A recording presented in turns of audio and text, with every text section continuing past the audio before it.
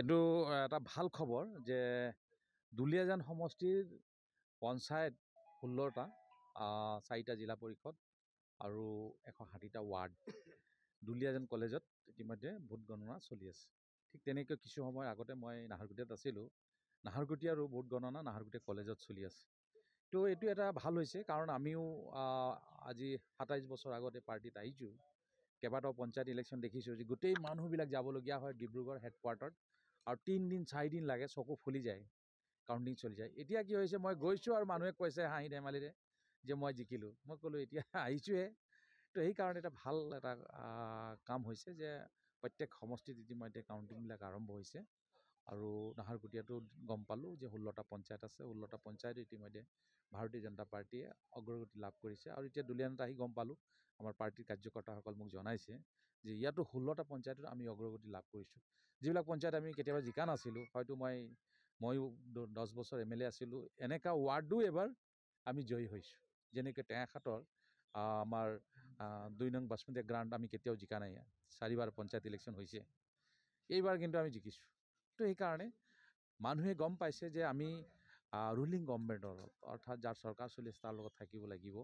আৰু গ্ৰাছৰুটৰ ইলেকশ্যন হয়, এইটো তৃণমূল পৰ্যায়ৰ ইলেকশ্যন।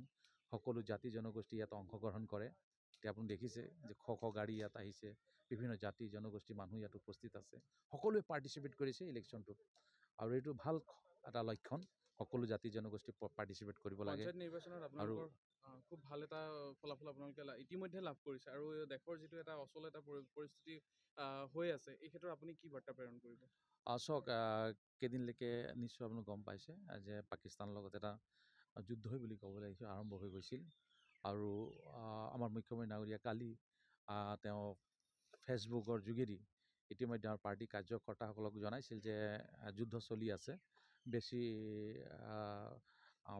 মানে কি হয়, মনোৰঞ্জন কৰিব নালাগে, উদযাপন কৰিব নালাগে, পটকা ফুটাব নালাগে।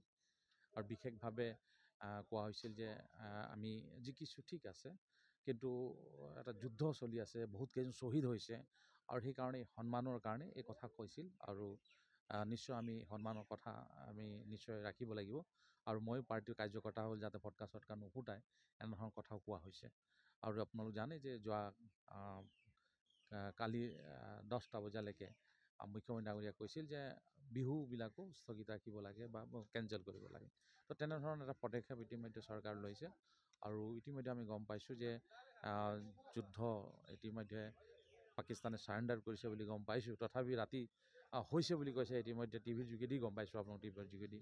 আৰু নিশ্চয় আমি ভাবিছোঁ যে নিশ্চয় এহেখন দিবলগীয়া আছিল পাকিস্তানক, কাৰণ মাজে মাজে তেওঁলোক তেনেধৰণৰ কৰি থাকে, আৰু 27জন ব্যক্তিক, নিৰীহ ব্যক্তিক তেওঁলোকে গুলীয়াই হত্যা কৰিছে। সেইকাৰণে পাকিস্তানক এসেকা দিব লাগিব, আৰু এইটো দিয়া হৈছে।